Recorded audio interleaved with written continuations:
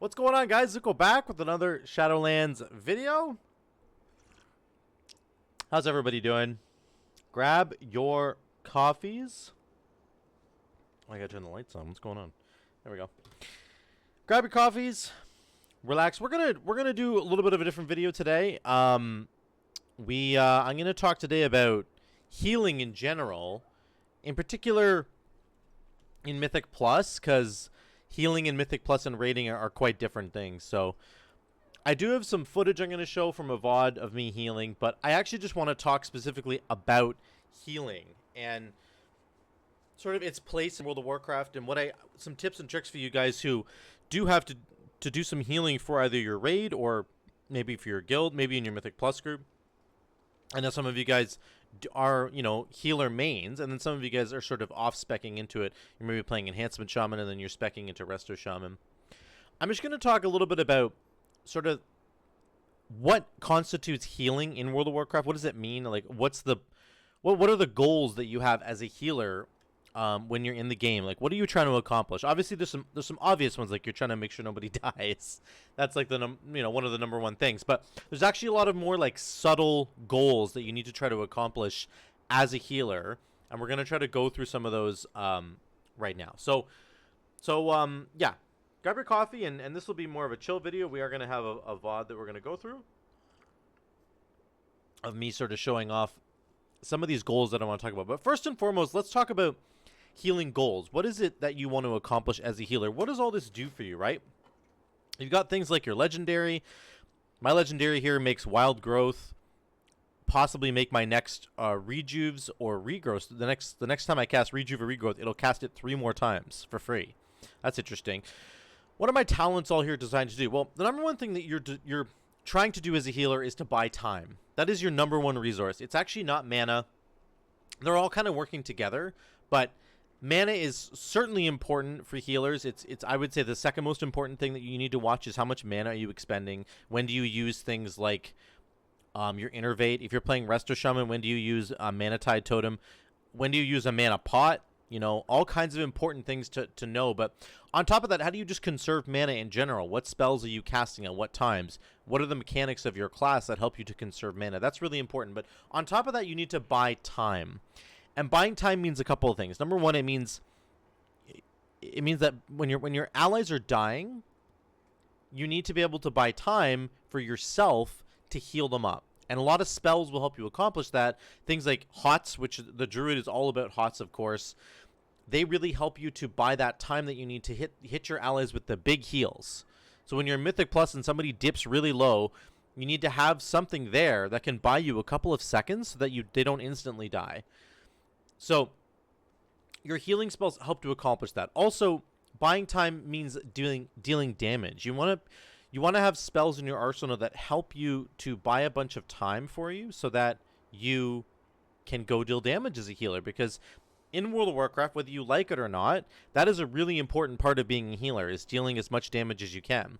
This dungeon that I just did here, I healed for about 2.1k. It was a really low dungeon, so again, this is just all this stuff is kind of a proof of concept. But I ended up dealing 2.2k damage over the course of the dungeon, which is pretty respectable at this eye level and what I'm trying to do here. Dealing damage is, I would say, maybe the 4th priority for you. Number 1, it's buying time. Number 2, you want to conserve mana. Number 3, you need to keep people alive, right? That is an important thing. Number 4, you need to deal damage. Now, that whole buying time thing, it has to do with certain spells that are really powerful in your arsenal. So if you have a group of 5 people, something like a Wild Growth for me obviously hits 6 targets, and it's a really important spell because it does a lot of work. And all your healing spells put together are going to do a lot of work that'll help you buy time. So if I put like an F flow down, and then I have a Life Bloom on myself, and then I hit this Wild Growth, all these allies, they now have 3 or 4 hots on them each, right? I get a free regrowth there. I have like 3 hots rolling on everybody. Now I've bought myself some time. I have a window of time here. I can go into kitty form. I can start dealing damage to the enemies, right? And then all my hots start falling off. A little bit later, I can put some dots on the enemies with my cat form. I can pop back out, and then now people are starting to die. I can go back into healing form. It's about managing your time And your healing spells are a resource to help you manage that. It helps buy you windows of time so that you can go deal damage, so that you can go use some utility from your kit, so that you can go do a mechanic that you have to do on a raid fight. It's all about sort of that time. It's really, really important that healers manage the time that they have really, really well while they're in a dungeon. You basically always need to be doing something as a healer. There is no such thing as downtime. You know, if everybody is healthy and you've got a couple of hots rolling, then you need to get in there and start doing some damage, because you won't have time to deal damage later. You just won't.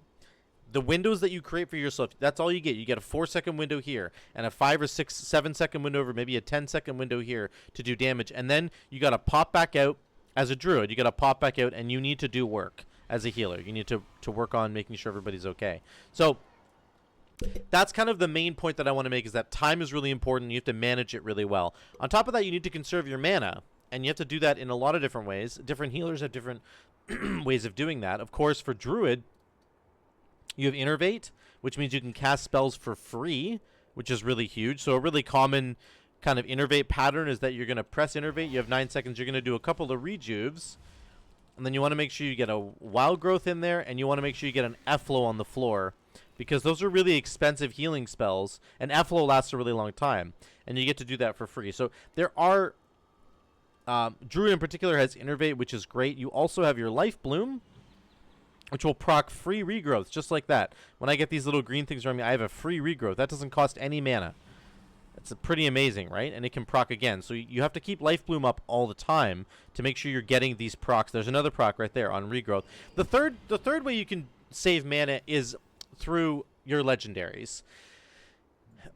This is really what legendaries are all about for healers, in my mind. You want to find a legendary that's going to help you to be more efficient at healing. How do I save mana by cheating a little bit and making sure that I can get more healing, like, for free?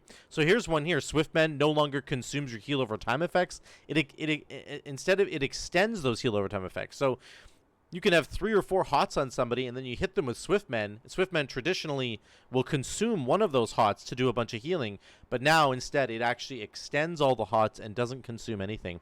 That's a really cool one. So that saves you all the mana that you would have had to spend reapplying those hots. So if you have like a Rejuve and a Regrowth and a Life Bloom and a Wild Growth, let's say you have 4 hots on that person, they're all about to expire, you smack them with a Swiftmend, you don't have to cast Rejuve and Regrowth and Life Bloom and Wild Growth anymore. That's like 5,000 mana you just saved between those spells. 5,000 mana. That's 10% of your mana. That's what this represents.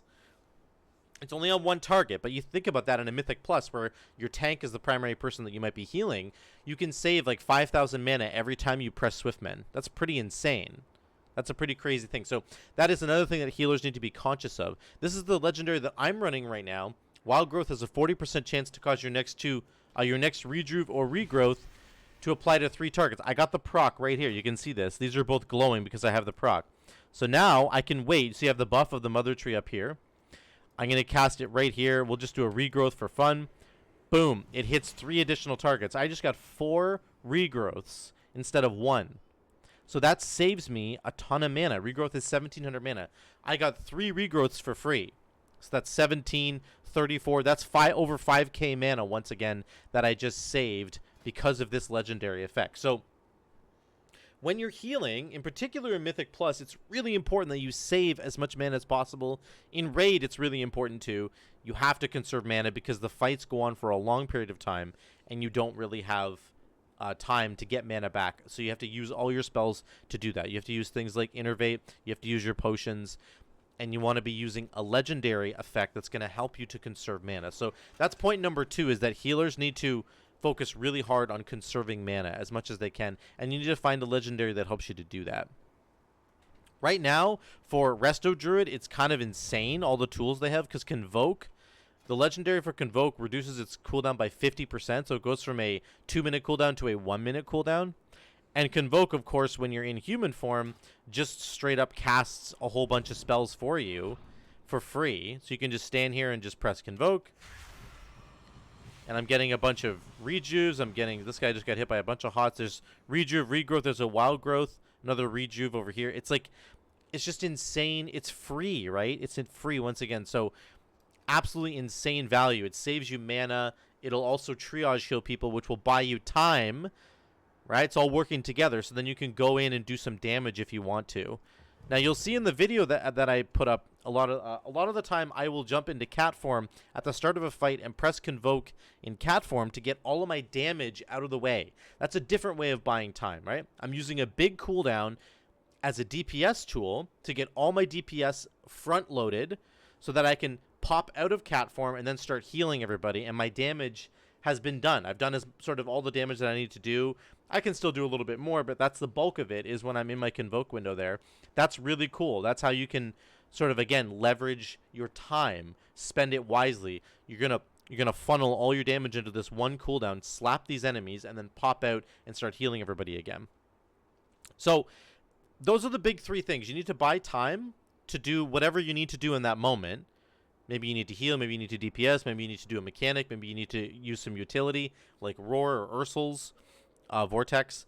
There's all kinds of things that you need to do. That's time is number one. Number two is conserve mana, and that's things like your Innervate, your potions, and making sure that Life Bloom is on a target so that you're getting free regrowths, making sure you have a legendary that is supporting your mana by giving you free spells. There's a free proc on regrowth right there. That's number three. Number two, sorry. Number three is you need to keep people alive. That's obviously very important. And that's the main reason why you're in the dungeon, is to make sure that people stay alive. When I mean people, I mostly mean everybody except for the tank. Yes, you do need to heal the tank, and he or she will be the primary target of things like your Life Bloom, or if you're playing, Resto Shaman, you're going to have Earth Shield on them. You're going to have Riptide on them at all times. They are definitely going to be the source of a lot of your, the direction where a lot of your healing is going to go.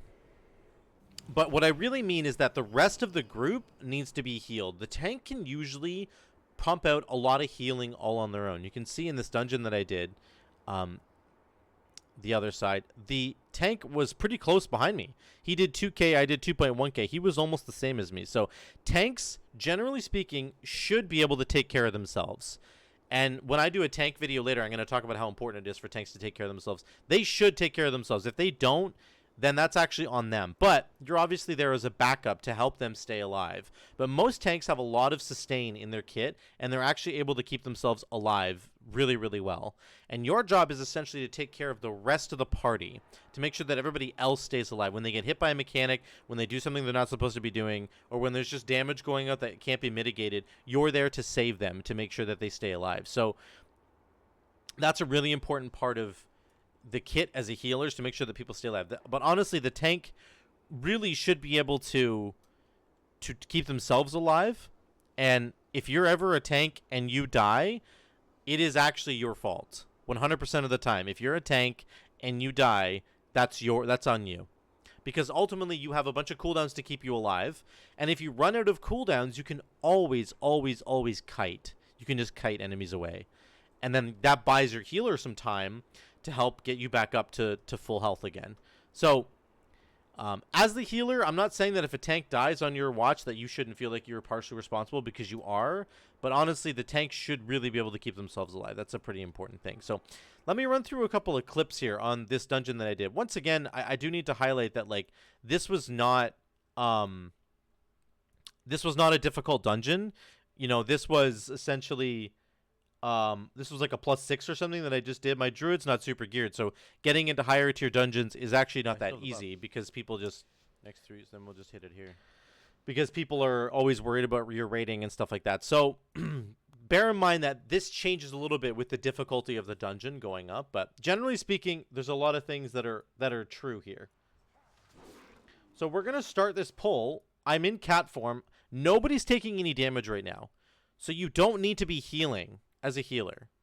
This is like a one problem that I think a trap that some healers fall into, where they're just like, I'm just going to heal because I'm the healer. And it's like, okay, that's fine. You can do that. But nobody's taking any damage right now. The tank has just used his big Kyrian ability, Divine Toll. So he's going to get a huge shield from all of his Avengers shields, because those are the talents that he's running. So I have a minute here to do some damage. I'm going to run in. I'm going to pop Convoke right now. Look at my damage. I'm already doing 2.2k. So I popped Convoke, and now I'm out of it. I'm out of Convoke. I'm out of cat form. So I'm going to start healing. I know this pack is really dangerous. I'm going to make sure that I start throwing heals. I press my Wild Growth.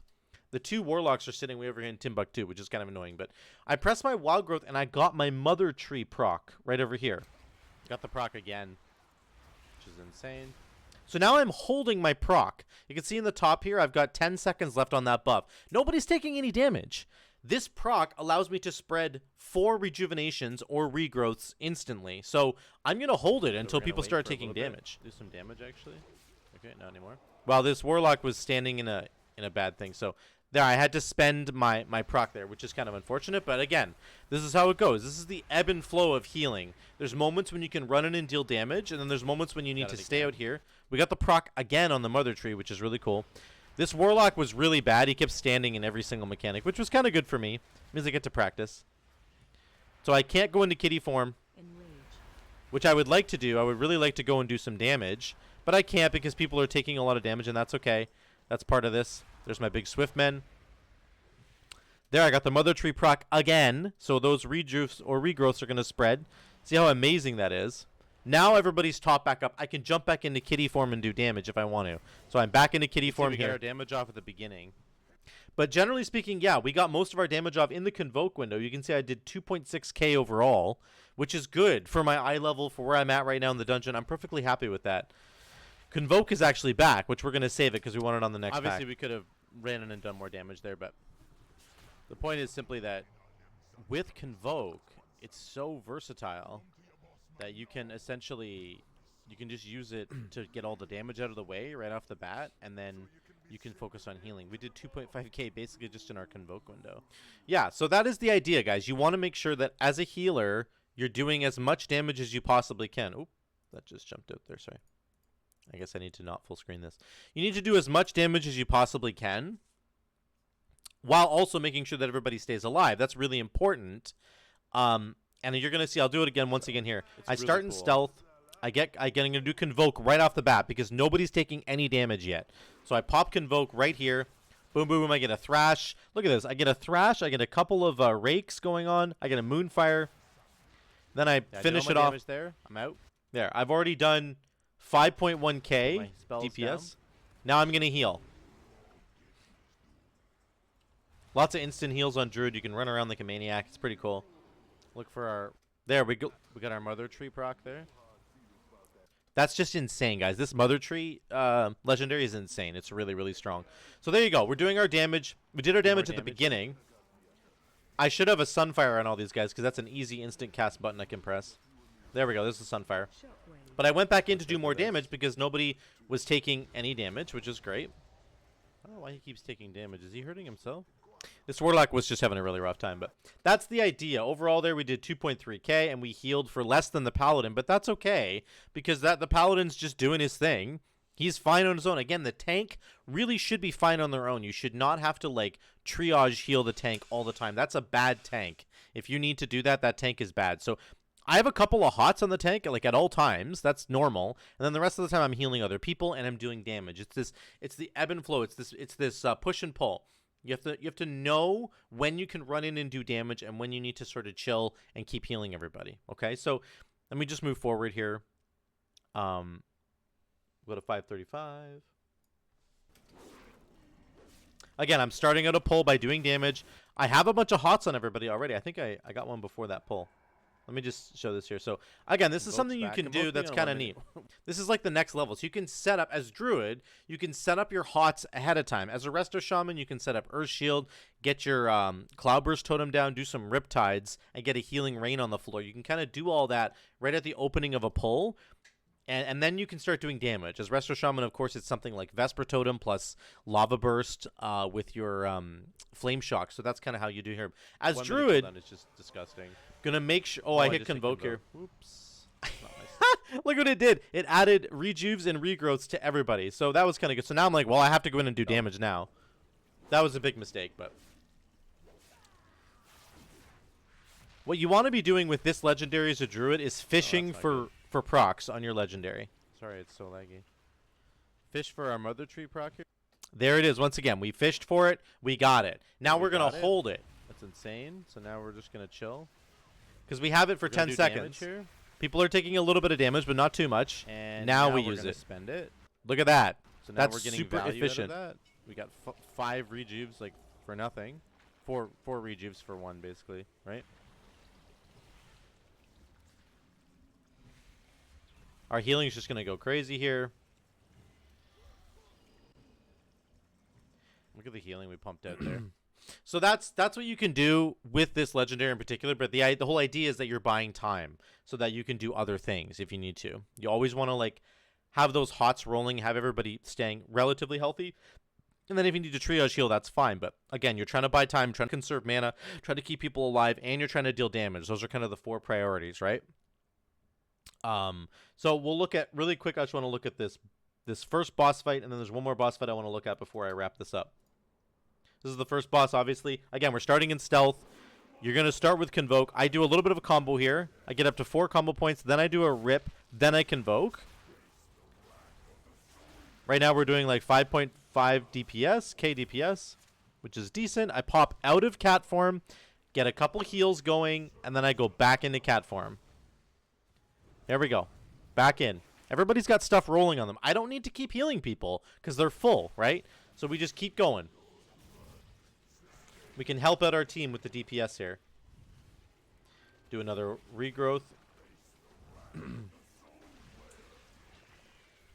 Honestly, I proc on Mother Tree. Yeah, we got the Mother Tree proc, which is good. I'm gonna hit everybody with regrowth there. I'm not sure. Oh, I must have hit the Warlock who's really far away. The Mother Tree proc, I got it again. Spend it now. Oh, there we go. I hadn't spent it yet. I'm an idiot. So that's a cool thing too. You can like jump into cat form. You can get the Mother Tree proc, jump into cat form, and then just like do some damage. Then pop into cat form at the last second. Hit your rejuve. It'll hit 4 people. Got all our rejuves going. So now we're gonna go back into cat form. Do as much damage as we can.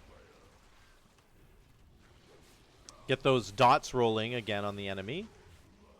So people are taking a little bit more damage now. I'm going to pop back out of cat form. Convoke's almost back, which means we want to do damage with it. But people are taking a lot of damage. I'm going to Swiftman that guy. Now I'm going to Convoke, I think, in cat form. There we go. Get as much damage out as I can. We're doing about 2.7k, which is great for me right now. Yeah, we pop back into human form to heal people. With Resto Druid in particular, you are doing a lot of this. It's bouncing back and forth between, in this case, cat form and healing form. So that's kind of how it works, and you can. It's really versatile. It has there's a lot of really fun gameplay there that you can. You're putting dots on enemies and you're putting hots on allies. You're getting the free procs from the Mother Tree, saving you so much mana. One really amazing thing about Resto Druid with cat form, if you're spec'd into the Feral Affinity, is that the Feral abilities cost energy, not mana. It's all just free. It literally only doesn't cost you any mana to do damage, whereas Holy Paladin and Resto Shaman and like Mistweaver Monk, it all costs mana for them to do those abilities. So like Druid, it's incredible that you can just jump into cat form and just spend energy instead of mana for all those spells. It's really, really efficient. So that's just like again another way to save mana while dealing damage. It's really, really good. So let me just switch one more. I got one more boss fight here. Let's go to 34. Where is it? It's way further down. 34. So this is Zyxa. This is a really great boss fight. Good example of just like the ebb and flow, the back and forth, the push and pull, that little tug of war that you're doing with this gameplay where you're trying to do damage and you're trying to do healing. I start out in stealth, get my combo going, get a full rip, then I Convoke, of course, get as much damage out as I can. Then I'm going to jump out and get a life bloom on somebody, on myself. We start doing a bit of healing. Get the wild growth out. We're fishing for that proc on the Mother Tree. I have to take the mechanic out, but that's okay. All my hots are rolling. I've bought myself time. I can do this mechanic, right? Because I've bought myself time with both the DPS spells at the beginning and the healing spells right after, all those hots that are rolling. I'm buying myself time. I can go do other things like this mechanic. Now I'm back down. We're going to hit another wild growth in a second here, I think, to fish for procs. Here it is. We get one. Okay, we got one loaded up. So it's loaded up now. I'm going to go do damage as a cat. Get this, oh yeah, that was the big bomb. Now we get we get to cash it in. That's what's so cool about this Mother Tree Legendary is that you get that buff, you cash it in. I just got 4 regrowths for the price of 1. So again, I'm saving mana and getting extra healing, and it's all buying me time to go back into cat form and deal more damage. It's all kind of working together, right? I pop out. We're doing a bit of healing. Look, I fish for wild growth again. I don't get it. That's okay. Back into cat form again. Do as much damage as we can. Convoke is back. So now I have to make a decision here. I decide to press it right away, but the decision is anybody taking any damage? Not really. It's just me. I can manage my own health. So am I clear to do damage right now? Yes, I am. I'm going to stay in cat form and deal damage. Convoke will cast healing spells as well, so it's not, you know, it doesn't really matter, but there's the big bomb. I got to do some healing. Let's do some catch up. Didn't get a Mother Tree proc, but that's okay. Now we're doing kind of triage healing right now, making sure that everybody can get back to full before we go back into cat form and do more damage. Now we're back into cat form. People are back to full. Even though people are still taking damage here, I'm a druid, right? So everything's rolling. All the hots are rolling. They're going to continuously keep people up. I have to take the mechanic out. I've got things rolling. That's okay. Wild growth here to fish for procs. I get one. We get a regrowth on everybody, and then I would have kept rinsing, repeating. So that's the idea, guys. That is essentially how that works there. And that's sort of my little initial video here on healing. Again, this is Resto Druid specific, so I will talk about the healing for Resto Shaman. I'm going to actually do a video on that with Vesper Totem because it's disgusting.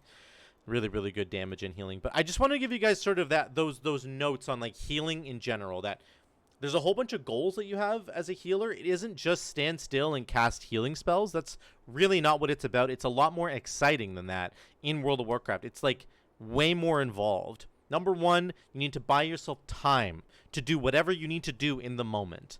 You do that by using your healing spells efficiently and effectively. You need to conserve mana. Make sure that you're using things like Innervate, using your potions. Make sure that you're getting legendaries that help to save you mana because they give you free casts of your spells or that kind of thing. Make sure that you have Life Bloom as a druid so that you're getting the free procs on regrowth. You got to save yourself that mana. Make sure that you're keeping people alive. Use your big cooldowns. Use your Cenarian Ward. Use Convoke to heal if you need to. Make sure that you're using things like Nature's Swiftness to get a free instant cast regrowth in case somebody's in trouble. Really, really important that you're using all of your cooldowns and spells to make sure that people stay alive. Use those tools that you have. And then number 4, you need to deal damage. One thing I didn't do very well in this dungeon is I didn't use Heart of the Wild very well. You can pop Heart of the Wild, and then I would have done 30% more damage as Feral. So you can, like, pop Heart of the Wild, and then you can pop Convoke, and you'll do a ton of damage. You can see I just got Tiger's Fury, so I'm doing even more damage, but it would have been really strong to do that, and I just forgot to do that. So number 1, buy time. Number 2, conserve mana. Number 3, keep people alive. Number 4, you need to do damage. Overall, we did about 2.2k here in this dungeon. It's going to be Sunfire and the bites, and you get all of this really is from Convoke. Convoke is really what enables this build to work well. And then our healing is coming from, of course, just all the regular healing spells that are going out, but that's what I wanted to say about healing, guys. I know it's a bit of a different video, but I really love healing. It's something that I've done for the last 3 expansions, and I'm continuing to do it here because I just really enjoy the playstyle. I really enjoy how involved it is. I enjoy how the challenge of trying to get as much DPS out as you can before you really have to start healing everybody and keeping them alive. And a good healer will be able to do both of those things very effectively. So if you guys are healers, get in there and make sure that you're doing all these things. Make sure you're buying time. Make sure you're conserving mana. Use the tools that you have to keep people alive. Use all your big cooldowns, and then make sure you're also dealing as much damage as you can, because it makes things like a Mythic Plus key go incredibly smoothly. And if you're not contributing that to your team, it'll make the dungeon go a lot slower. It'll make everything feel a lot more sluggish and difficult. You really do need to chip in there and help your team on the damage side of things as well. So that's it for today's video, guys. Thank you so much for watching. If you want to drop a like below, I'd really appreciate it. If you haven't subscribed yet, what are you doing with your life? Get down there and press that subscribe button. And until the next one, guys, we'll see you later.